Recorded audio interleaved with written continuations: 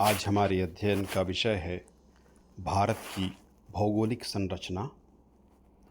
इसके अंतर्गत हम देखेंगे कि भारत को किन प्राकृतिक भागों में या भौगोलिक भागों में बांटा गया है और उसका क्या प्रभाव भारत पर अथवा भारतीय इतिहास पर पड़ा है। सर्वप्रथम हम भारत का परिचय देख लेते हैं। भारत अथवा भारतवर्ष, इसका नामकरण चक्रवर्ती सम्राट भरत के नाम पर हुआ। यह भरत दुष्यंत पुत्र भरत थे अथवा ऋषभदेव पुत्र भरत थे या वेदांत चिंतक भरत थे या नाट्य शास्त्र के रचने वाले उसके प्रणेता भरत मुनि थे। ये कई भरत नाम प्रसिद्ध भारत में इनके नाम मिलते हैं भारतीय इतिहास में, जिनके नाम पर भारत का नामकरण हुआ ऐसा माना जाता है। सामान्यतः दुष्यंत पुत्र भरत के नाम पर भारत का नामकरण हुआ ऐसा ज़्यादातर इतिहासकारों के द्वारा या विद्वानों के द्वारा स्वीकार किया जाता है। भारत में जो शब्द है, भारत शब्द है, उसे भर्ता या भरण पोषण करने वाले के नाम पर भी भारत का नाम स्वीकार किया जाता है कुछ विद्वानों के द्वारा। शाब्दिक अर्थ भा और रत, दो भाग इसके हैं। भा से अर्थ चमक, प्रकाश अथवा ज्ञान से है। रत का अर्थ जो इसमें निरत हो, संलग्न हो या लगा हुआ हो। ऐसे देश के निवासी जो लोग ज्ञान की खोज में लगे हुए हों या ज्ञान की साधना में रत हों, वह भारत देश है। यूनानियों ने इस देश को इंडिया कहा। आप सभी को ज्ञात होगा कि सिंधु नदी को जब इन्होंने पार किया तो सिंधु नदी को यूनानियों के द्वारा इंडस पुकारा गया था और इसी के नाम पर इंडिया भारत का नाम पड़ा था। भारत को इंडिया इन्होंने पुकारा, यहाँ के देशवासियों को इंडियन कहा जाने लगा। ये यूनानियों की देन है भारत का इंडिया नाम।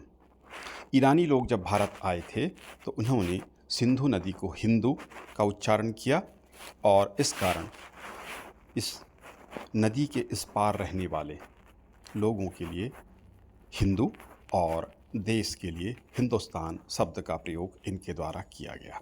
इस तरह भारत का नाम इंडिया और हिंदुस्तान भी जो जाना जाता है वो नामकरण हुआ। प्राचीन काल में जम्बूद्वीप, भरतखंड, आर्यावर्त आदि नामों से भी भारत को अभिहित किया जाता था। विष्णु पुराण में कहा गया है, भारत की परिभाषा देते हुए या भारत को रेखांकित करते हुए लिखा गया है, उत्तरम यत् समुद्रस्य हिमाद्रश्चैव दक्षिणम वर्षम तद भारत नाम भारती यत्र संतति। यह विष्णु पुराण में उल्लिखित है। जहाँ तक भारत की भौगोलिक स्थितियों की बात है, पहले हम भौगोलिक शब्द के बारे में चर्चा कर लेंगे कि भौगोलिक शब्द से हमें क्या समझना चाहिए या हम क्या समझते हैं। धरातली बनावट किस प्रकार की है? पर्वत है, पहाड़ है, समतल है, मैदानी भाग है, पठारी अथवा पर्वतीय क्या क्षेत्र है? ये धरातली बनावट से अर्थ है। जल, जमीन के भीतर पानी का स्तर क्या है, जल स्तर क्या है, वर्षा कैसे होती है, वायु किस प्रकार के वायु का आवागमन होता है, तापमान कितना है, ठंड अधिक है कि गर्मी अधिक है, किस प्रकार की वनस्पति है। इन सभी को मिलाकर भूगोल या भौगोलिक अध्ययन के अंतर्गत इन बातों का अध्ययन किया जाता है। भूगोल जो शब्द है वो भू और गोल से मिलकर बना हुआ है। तो ये भौगोलिक शब्द से इन बातों का अध्ययन किया जाता है। धरातलीय बनावट, जल, वायु, तापमान और वनस्पति मुख्य रूप से इसका अध्ययन किया जाता है। इनका क्या प्रभाव भारत पर पड़ा है, इसका हम अध्ययन करेंगे भौगोलिक स्थितियों के साथ साथ। भारत की स्थिति देख लेते हैं, क्या स्थिति है भारत की। भारत एक प्रायद्वीप है। प्रायद्वीप आप जानते हैं, तीन ओर जो जल से घिरा हुआ हो, एक ओर थल से जुड़ा हुआ हो। तो भारत एक प्रायद्वीपीय देश है। कर्क रेखा भारत के मध्य से गुजरती है। तीन ओर सागर हैं। पश्चिम में अरब सागर, दक्षिण में हिंद महासागर, पूर्व में भी हिंद महासागर और बंगाल की खाड़ी विस्तृत है। उत्तर में हिमालय पर्वत भारत के है। उत्तरी अक्षांश में स्थित हमारा देश 8.4 अंश से लेकर 37.6 अंश उत्तरी अक्षांश के बीच स्थित है। देशांतर रेखा में 68.7 से लेकर 97.25 पूर्वी देशांतर में भारत स्थित है। लंबाई उत्तर से दक्षिण 3214 किलोमीटर और पूर्व से पश्चिम 2933 किलोमीटर इसकी लंबाई या चौड़ाई हम मान सकते हैं। क्षेत्रफल 32,87,782 वर्ग किलोमीटर माना जाता है। बर्कले ने लिखा है कि मानव के कार्यकलापों पर जितनी गहरी छाप उस देश की भौगोलिक दशाओं की पड़ती है, उतनी गहरी छाप तो उसके स्वयं के विचारों तथा चिंतन की भी नहीं पड़ती है। ये बर्कले का मानना है, जो भौगोलिक स्थितियों के प्रभाव को इतिहास पर या देश पर स्पष्ट करता है। प्रस्तुत अध्ययन में हम भारत के भौगोलिक संरचना अथवा उसके भौगोलिक खंडों विभागों का परिचय तथा उसके भारत पर या इतिहास पर क्या प्रभाव पड़ा है, इस पर विस्तार पूर्वक चर्चा करेंगे। भौगोलिक संरचना के अनुसार भारत को 6 भागों में बांटा जाता है। पहला भाग है जिसका हम प्रभाव देखेंगे, पहले उसका परिचय देख लेते हैं। पहला भौगोलिक खंड है हिमालय के पर्वतीय क्षेत्र या हिमालय का पर्वतीय क्षेत्र या प्रदेश, उसका क्या प्रभाव भारत पर पड़ा है। पहला प्रभाव इसका भारत पर पृथकत्व के ऊपर पड़ा है। इसके पूर्व हम देख लेते हैं कि हिमालय के पर्वतीय क्षेत्र में भौगोलिक खंड में क्या स्थितियां हैं। हिमालय पर्वत नाम से ही स्पष्ट है। हिमल इसे नेपाल में कहा जाता है। नेपाल में एवरेस्ट की जो चोटी है, सबसे ऊंची चोटी है विश्व की, उसे सागर माथा के नाम से जाना जाता है। चोमोलुंगमा और जुमुलुंगमा, चीनी लोग इसे जुमुलुंगमा कहते हैं। एवरेस्ट को चोमोलुंगमा कहा जाता है तिब्बत में। इस क्षेत्र में कश्मीर, भारत का कश्मीर का क्षेत्र, हिमालय प्रदेश, उत्तराखंड, नेपाल, सिक्किम, भूटान, असम, मणिपुर ये क्षेत्र आता है। अफ़गानिस्तान से असम तक विस्तृत दीवार की तरह इस पर्वत का विस्तार है। इस पर्वत क्षेत्र में विभिन्न चोटियां हैं, जिनमें Everest 8,848 metre, Godwin Austen, Gauri Shankar, Kanchenjunga, Dhaulagiri, Nanga Parbat ये चोटियां हैं। प्रमुख तीर्थों में हिंगलाज जो बलूचिस्तान पाकिस्तान में स्थित है, केदारनाथ, बद्रीनाथ, मानसरोवर, कैलाश ये तीर्थ हैं। गौरी नंदा भी तीर्थ है। विभिन्न दर्रे भी यहाँ पर स्थित हैं, जिनमें टोची, कुर्रम, गोमल भारत और अफ़गानिस्तान के बीच, बोलन कंधार के क्षेत्र में, खैबर, पेशावर और काबुल के बीच में स्थित है। इस तरह विभिन्न दर्रे भी इस क्षेत्र में स्थित हैं। मध्यवर्ती हिमालय की तलहटी सघन वनों से आच्छादित है। इसे तराई का क्षेत्र कहा जाता है। लंबाई पूर्व से पश्चिम की ओर 2,599 किलोमीटर, चौड़ाई 150 से 400 किलोमीटर तक है। विभिन्न दर्शनीय स्थल भी यहाँ पर स्थित हैं। इनमें प्रमुख नगर हैं श्रीनगर, देहरादून, ये कश्मीर और उत्तराखंड में स्थित हैं, मसूरी, टिहरी गढ़वाल, शिमला, कुल्लू मनाली, गंगटोक, दार्जिलिंग, काठमांडू जो नेपाल में स्थित है, भूटान का क्षेत्र भी स्थित है इसमें। नदियों में प्रमुख रूप से गंगा, सिंधु, ब्रह्मपुत्र और इनकी सहायक नदियां हैं, जिनमें झेलम, चिनाब, व्यास, सतलज, यमुना, रावी ये सभी सहायक नदियां हैं इनकी। तो विस्तृत नदियां इस क्षेत्र में, सदाबहार नदियां, इन नदियों का प्रवाह इस क्षेत्र में होता है। तो ये हिमालय के पर्वतीय क्षेत्र का परिचय हुआ। इसका प्रभाव देख लेते हैं। पहले प्रभाव की बात हमने की थी, भारत का पृथकत्व। भारत पृथक हुआ। किससे पृथक हुआ? नेपाल से पृथक हुआ, तिब्बत से पृथक हुआ, चीन से पृथक हुआ। उत्तुंग शिखर है हिमालय, आप सभी परिचित हैं। अभेद्य और अगम्य पर्वतमाला है। प्राकृतिक अवरोध इसने खड़ा कर दिया। इस कारण भारत तिब्बत से, नेपाल से, चीन से, भूटान से, इन सब से एक अलग देश के रूप में स्थापित हुआ। तो भारत जो एक पृथक देश बना, उसके पीछे हिमालय की भूमिका है, उसके कारण भारत एक अलग देश हुआ। दूसरा प्रभाव है भारत की रक्षा। अभेद्य पर्वतमाला होने के कारण इस क्षेत्र से आक्रमण उत्तर की ओर से भारत पर असंभव था। हिमाच्छादित दुर्गम पर्वतीय क्षेत्र है, यहाँ पर आक्रमण करना किसी भी विदेशी शक्ति के लिए प्राचीन और मध्यकाल तक तो निश्चित रूप से संभव नहीं था। जब तक हवाई आक्रमण संभव नहीं हुआ, तब भी अब भी उतना आसान नहीं है थल सेना के द्वारा सीधे इस पर आक्रमण करना। तो भारत की रक्षा हिमालय पर्वत के कारण हुई। इतिहास में इसकी महत्वपूर्ण भूमिका है कि इस ओर से सीधे आक्रमण भारत पर कभी नहीं हो सका। तीसरा इसका प्रभाव है भारत की कृषि प्रधानता। भारत है वह कृषि प्रधान हो गया। कारण क्या था? हिमालय पर्वत के कारण जो मानसूनी हवाएं दक्षिण की ओर से उत्तर की ओर चलती हैं, वे मानसूनी हवाएं अपने साथ जल लेकर आती हैं। यदि हिमालय पर्वत नहीं होता तो वह उत्तर की ओर सीधे आगे बढ़ जाती, लेकिन विस्तृत ऊंचे हिमालय पर्वत में चढ़ते हुए हवाएं भारी होती हैं, मानसूनी हवाएं, और वापस लौटकर वह भारत के क्षेत्र पर विस्तृत वर्षा कर देती हैं।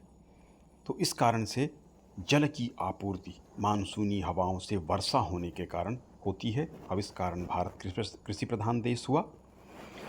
हिमालय पर्वत के कारण सदाबहार नदियाँ, क्योंकि बरसात में तो वर्षा का पानी होता है, किंतु गर्मी के समय हिमाच्छादित पहाड़ होने के कारण, पर्वत होने के कारण, हिम के पिघलाव के कारण इन नदियों में लगातार पानी रहता है। इस कारण से भी सिंचाई वर्ष भर उपलब्ध, उसके लिए पानी उपलब्ध होता है। नदियों द्वारा उपजाऊ मैदान का निर्माण भी किया जाता है। इस तरह से हिमालय पर्वत के कारण भारत एक कृषि प्रधान देश हुआ है। एक मानसूनी हवा के कारण, सदाबहार नदियों से सिंचाई के लिए जल प्राप्त होने के कारण, और इन्हीं नदियों के द्वारा, सदाबहार नदियों के द्वारा उपजाऊ मैदान के निर्माण के कारण ऐसा संभव हो पाया है। तो हिमालय पर्वत के कारण भारतीय क्षेत्र कृषि प्रधान हो गया है। चौथी बात है ठंडी व शुष्क साइबेरियाई पवन से रक्षा।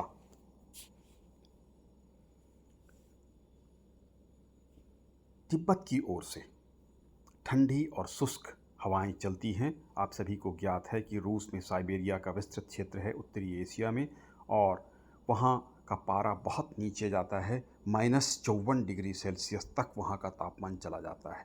वहाँ से चलने वाली ठंडी और शुष्क पवन सीधे भारत की ओर आगे बढ़ती है, किंतु हिमालय पर्वत के अवरोध के कारण भारी होकर वह हवाएं वापस लौट जाती हैं और भारत में प्रवेश नहीं कर पाती हैं।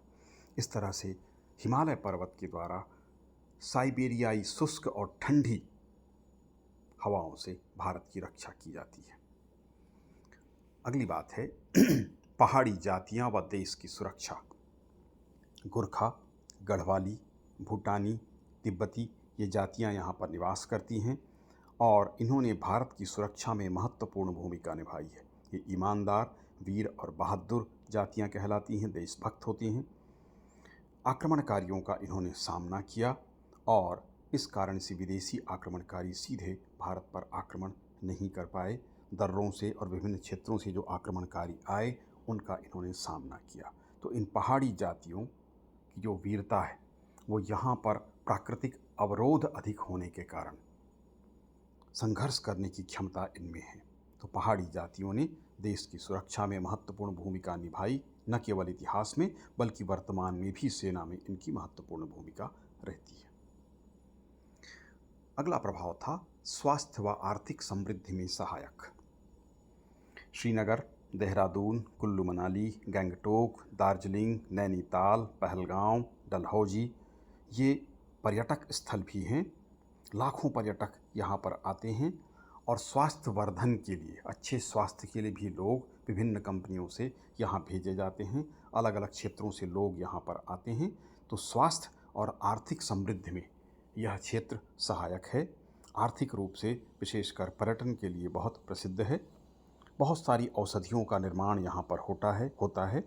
जड़ी बूटी, विभिन्न फल, सेब, लीची, अंजीर, अखरोट, वन संपदा जिसमें रुद्राक्ष, चंदन की लकड़ियाँ, शिलाजीत आदि उत्पाद भी प्राप्त होते हैं। तो स्वास्थ्य और आर्थिक समृद्धि के दृष्टिकोण से यह क्षेत्र महत्वपूर्ण है या इसका योगदान महत्वपूर्ण है। दार्शनिक व आध्यात्मिक योगदान इस क्षेत्र का रहा। सनातन धर्म का विकास यहाँ पर हुआ क्योंकि यह मनोरम और एकांत स्थल है, पहाड़ी ठंडा इलाका है, वन है, प्राकृतिक सौंदर्य बहुत उत्तम है, हिमालय की कंदराएं हैं जहाँ पर ऋषि मुनि निवास करते थे। दर्शन और धर्म का विकास यहाँ पर हुआ। आध्यात्म का केंद्र यह हुआ। योगी तपस्वी ऋषिगण मुनिगण तपस्वियों ने यहाँ पर निवास किया, एकांतवास किया, तपश्चर्या की, तप किया और विभिन्न दार्शनिक ग्रंथों का लेखन इस क्षेत्र में हुआ। तो इस क्षेत्र का दार्शनिक व आध्यात्मिक योगदान भी महत्वपूर्ण है। वह यहाँ के प्राकृतिक सुषमा और सौंदर्य के कारण है। उत्तर पश्चिमी दर्रों का प्रभाव, इस क्षेत्र में कुछ दर्रे भी हैं। दर्रे आप जानते होंगे कि पहाड़ के बीच में निचला स्थल होता है जहाँ से लोग आना जाना करते हैं। इन दर्रों में खैबर, बोलन, टोची, गोमल, मुल्ला, कुर्रम, स्यात, चित्रा, गिलगित, काराकोरम, मकरान आदि बहुत सारे दर्रे हैं। इन्हीं दर्रों से विदेशी आक्रांता या आक्रमणकारियों का आगमन हुआ। इनमें शक, हूण, कुषाण, ईरानी, यूनानी, तुर्क, मुगल, पठान, अरब, ये सभी आक्रमणकारी इन्हीं मार्गों से, इन्हीं दर्रों से होकर आए। अगर दर्रे नहीं होते तो वहाँ से इनका आवागमन नहीं हो सकता था। और इन्हीं दर्रों से भारतीय संस्कृति का प्रचार और प्रसार भी नेपाल, तिब्बत, चीन, जापान तक जो प्रचार प्रसार हुआ, सनातन संस्कृति का, बौद्ध धर्म का और सभ्यताओं का आदान प्रदान हुआ। पाली संस्कृत का, इस्लाम धर्म का प्रवेश भी इन क्षेत्र से भारत में हुआ। इस तरह से उत्तर पश्चिम में स्थित जो दर्रे हैं यहाँ पर, उनका ये प्रभाव कहा जा सकता है। तो ये हिमालय के पर्वतीय प्रदेश का प्रभाव भारत पर क्या पड़ा था वो हमने देखा। दूसरा प्राकृतिक प्रदेश है गंगा और सिंधु का मैदान। हिमालय का दक्षिणी भाग, भारत में सिंध का मैदान, सहायक नदियां हैं सतलज, रावी, चिनाब, झेलम। ये पश्चिमी पाकिस्तान में चला गया है। पूर्व में आप सभी परिचित हैं कि पाकिस्तान भी भारत में सम्मिलित था। भारत में मुख्य रूप से गंगा यमुना या गंगा और उसकी सहायक नदी, यमुना उसकी सहायक नदियों का मैदान भारत में स्थित है। अरब सागर से बंगाल की खाड़ी तक यह विस्तृत मैदान है, फैला हुआ है। लंबाई 3219 किलोमीटर, चौड़ाई 241 से लेकर 644 किलोमीटर तक चौड़ा है। नदियों की जलोढ़ मिट्टी से यह निर्मित है। उपजाऊ मैदान है, काली मिट्टी से निर्मित है, समतल मैदान है, सिंचाई के पर्याप्त साधन यहाँ पर हैं। आप सभी को ज्ञात है कि ये सदाबहार नदियों का क्षेत्र है। कृषि और के उत्पादन के लिए, पशुपालन के लिए बहुत उत्तम वातावरण है। जनसंख्या का केंद्र भी यहाँ पर है और संपन्न समुन्नत नगरों का विकास भी इस क्षेत्र में हुआ, जिनमें दिल्ली, बनारस, इलाहाबाद या प्रयागराज, मेरठ, लखनऊ, कानपुर जैसे प्रसिद्ध नगर इस क्षेत्र में स्थित हैं। तो यह गंगा और सिंधु का मैदान, मुख्य रूप से यहाँ पर गंगा का मैदान वर्तमान भारत में स्थित है। इसका प्रभाव हम देख लेते हैं, क्या क्या प्रभाव पड़ा। पहला प्रभाव है कि यह संपन्न क्षेत्र है। यह क्षेत्र की संपन्नता हमको देखने को मिलती है। कारण क्या है? उपजाऊ भूमि है, जलोढ़ मिट्टी से निर्मित है, सिंचाई के साधन हैं, समतल मैदान हैं, उपज अधिक होती है। अधिक उपजाऊपन होने के कारण वर्ष भर यहाँ पर खेती होती है, सिंचाई के साधन उपलब्ध हैं। इस कारण से यह क्षेत्र संपन्न हो गया है। विभिन्न बांध और नहरों का जाल यहाँ पर बिछा हुआ है। इस तरह से यह संपन्न क्षेत्र हुआ। यातायात के सुगम साधन यहाँ पर विकसित हुए क्योंकि समतल क्षेत्र है। पहाड़ी और पठारी क्षेत्रों में यातायात के साधन ठीक ढंग से विकसित नहीं हो पाते या उसमें अवरोध बहुत होता है, किंतु यह समतल मैदानी क्षेत्र होने के कारण सड़कें और रेल मार्गों का विकास यहाँ पर हुआ। नावों का प्रयोग भी यातायात के लिए बड़ी नदियों में, सदाबहार नदियों में होने लगा। इस तरह से यातायात का विकास यहाँ पर समतल मैदानी क्षेत्र होने के कारण हुआ और इसी के कारण उद्योग और व्यापार भी विकसित हुए। तीसरा प्रभाव, कृषि व पशुपालन का विकास यहाँ पर हुआ। कृषि और पशुपालन एक दूसरे के पूरक हैं। कृषि के साथ पशुपालन हमारे देश की विशेषता है कि ये दोनों साथ साथ चलते हैं। उपजाऊ भूमि है, सिंचाई के साधन हैं, सदाबहार नदियों के कारण कृषि का विकास हुआ, सिंचाई के पर्याप्त साधन, जलोढ़ मिट्टी, चारागाह की सुविधा, पानी की सुविधा होने के कारण पशुपालन का विकास हुआ। तो कृषि कार्य और पशुपालन एक साथ चलते हैं। विभिन्न पशुओं का पालन यहाँ पर होता है। दूध का व्यवसाय, उससे संबंधित विभिन्न पदार्थ, चमड़े का, गोबर का भी खेतों में इनका प्रयोग किया जाता है। और दुग्ध उत्पाद से संबंधित दही, पनीर, घी आदि जो संबंधित पदार्थ हैं उनका उत्पादन बड़े पैमाने पर इस क्षेत्र में होता है। तो कृषि और पशुपालन का विकास इस क्षेत्र में हुआ। चौथा प्रभाव है प्राचीन सभ्यता एवं संस्कृति का केंद्र है। सिंधु सभ्यता का विकास प्राचीन सभ्यता है। आर्य सभ्यता का विकास इसी क्षेत्र में हुआ। वेदों की रचना, उपनिषद, षड्दर्शन, स्मृति, ब्राह्मण साहित्य, इनका सबका विकास हुआ। तो सभ्यता और संस्कृति का केंद्र यह क्षेत्र हुआ, क्योंकि यह क्षेत्र संपन्न है। इस कारण इसका विकास आसानी के साथ संभव हो पाया। अन्यथा प्राकृतिक अवरोध होने के कारण लोग जीविकोपार्जन के साधन में उलझ जाते हैं और संस्कृति का पर्याप्त विकास नहीं हो पाता। पांचवा, दार्शनिक व सांस्कृतिक प्रगति, जिसकी हम चर्चा कर रहे थे। वैदिक साहित्य विकास हुआ। वेद, 4 वेद हैं आप जानते हैं, स्मृति ग्रंथ, आरण्यक, उपनिषद, ब्राह्मण ग्रंथ, षड्दर्शन, जिनका विकास हुआ। यहीं पर जैन और बौद्ध धर्म का विकास भी हुआ, उसके साहित्य का विकास हुआ। विभिन्न कलाओं का विकास हुआ। संगीत, चित्र, मूर्ति, स्थापत्य, आभूषण कला, इन सब का विकास पर्याप्त मात्रा में यहाँ पर हुआ, क्योंकि यह क्षेत्र संपन्न क्षेत्र था। छठा था विदेशी आक्रमणों की अधिकता। उर्वर क्षेत्र होने के कारण, नदी से सिंचाई पर्याप्त मात्रा में होने के कारण, पैदावार अधिक होने के कारण, संपन्नता होने के कारण विदेशी आक्रमण यहाँ पर हुए। विदेशी घुमक्कड़ जो जातियाँ थीं, उन्होंने, कबीलों ने यहाँ पर आक्रमण किया। अन्य राजाओं के द्वारा भी यहाँ पर आक्रमण हुआ। यूनानी आक्रमणकारी आए, ईरानी आए, शक, हूण, कुषाण, मुगल, पठान, अरब। गजनबी ने तो 17 बार, महमूद गजनबी ने 17 बार आक्रमण किए। मोहम्मद गोरी ने आक्रमण किए। लगातार इनके आक्रमण यहाँ पर होते रहे, क्योंकि यह भौगोलिक रूप से संपन्न था क्षेत्र, इसलिए आर्थिक रूप से भी संपन्न था। और लूटने के उद्देश्य से, यहाँ पर राज करने के उद्देश्य से भी विदेशी आक्रमणकारियों के आक्रमण लगातार यहाँ पर होते रहे थे। अगला प्रभाव था राज्यों एवं साम्राज्यों के उत्थान तथा पतन की अधिकता। क्योंकि यह संपन्न क्षेत्र था, इसलिए यहाँ पर राज्य करने के लिए लगातार संघर्ष चलता रहा। यदि संपन्न क्षेत्र नहीं होता तो इतने आक्रमण या राज्यों का उत्थान और पतन भी नहीं होता। लेकिन क्योंकि यह संपन्न क्षेत्र था भौगोलिक रूप से और आर्थिक रूप से, भौगोलिक रूप से संपन्न होने के कारण यह क्षेत्र आर्थिक रूप से भी समृद्ध था, संपन्न था। इस कारण देशी और विदेशी राजाओं की गिद्ध दृष्टि इस क्षेत्र पर लगातार लगी रही और विभिन्न राजवंशों का उत्थान और पतन हुआ। नंदवंश, मौर्य वंश, शुंग वंश, कुषाण वंश, गुप्त वंश, वर्धन वंश, गुलाम वंश जिसमें खिलजी, तुगलक, सैयद, लोदी, मुगल, पठानों का शासन रहा।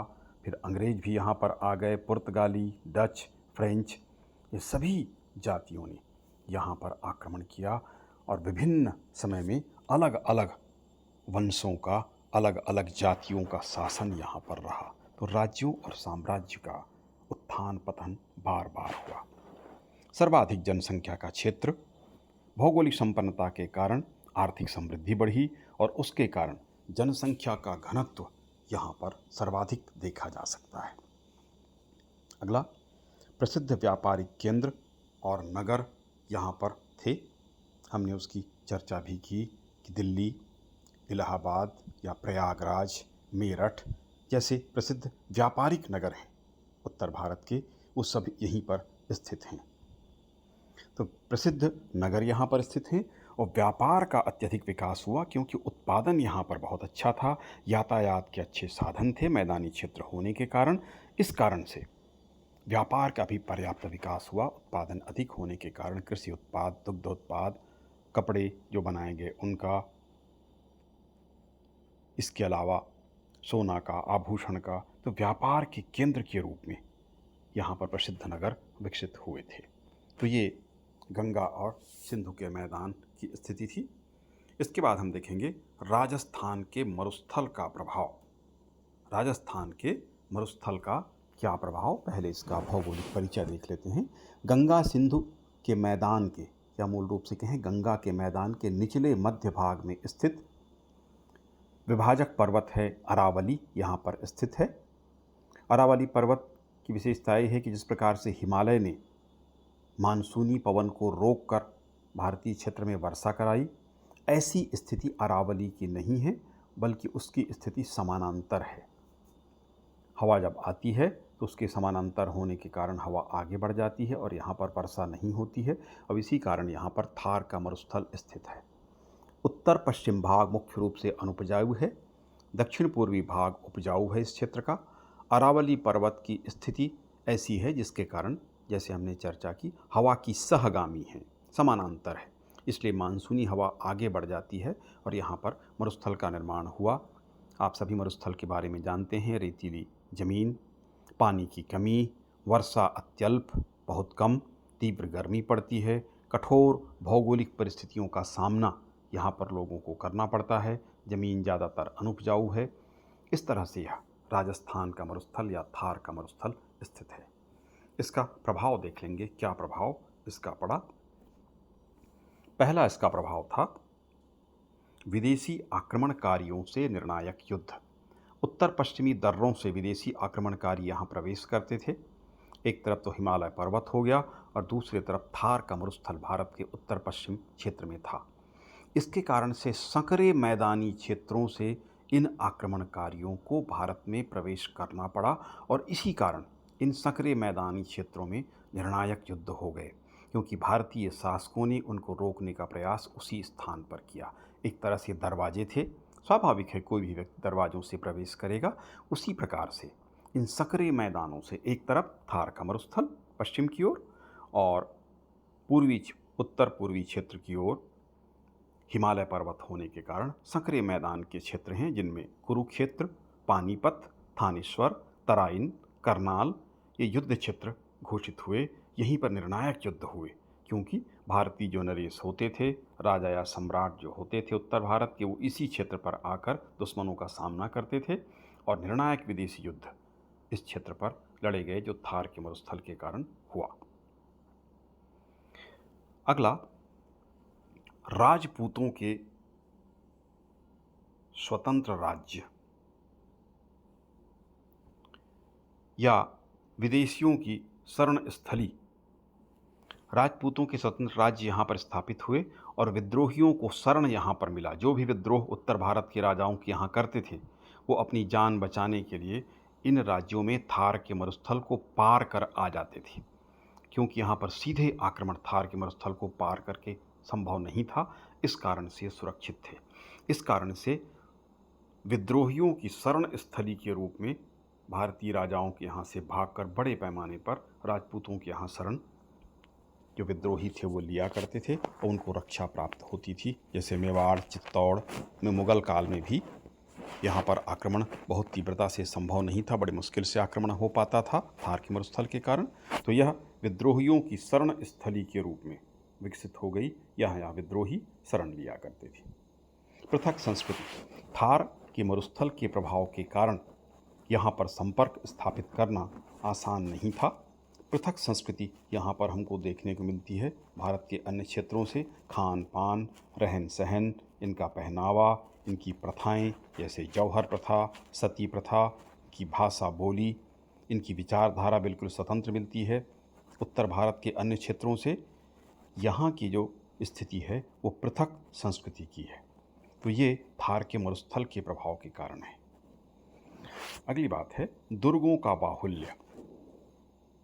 मरुस्थल में छिपने की जगह कम होने के कारण दुर्ग या किलों की अधिकता है।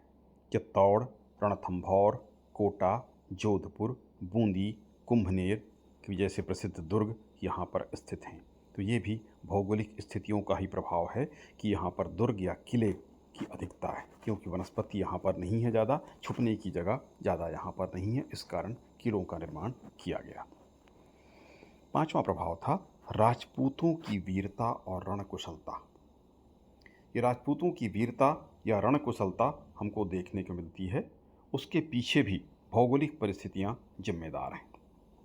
कठोर भौगोलिक परिस्थितियों के कारण, मरुभूमि के कारण, भीषण गर्मी, अनुपजाऊ मिट्टी या भूमि के कारण जल के लिए भी संघर्ष करना पड़ता है, उत्पादन के लिए संघर्ष करना पड़ता है, तो जीविकोपार्जन के लिए कठिन परिस्थितियां हैं। इस कारण से स्वाभाविक रूप से राजस्थान के लोगों में, राजपूतों में हम वीरता देखते हैं, संघर्ष करने की क्षमता देखते हैं।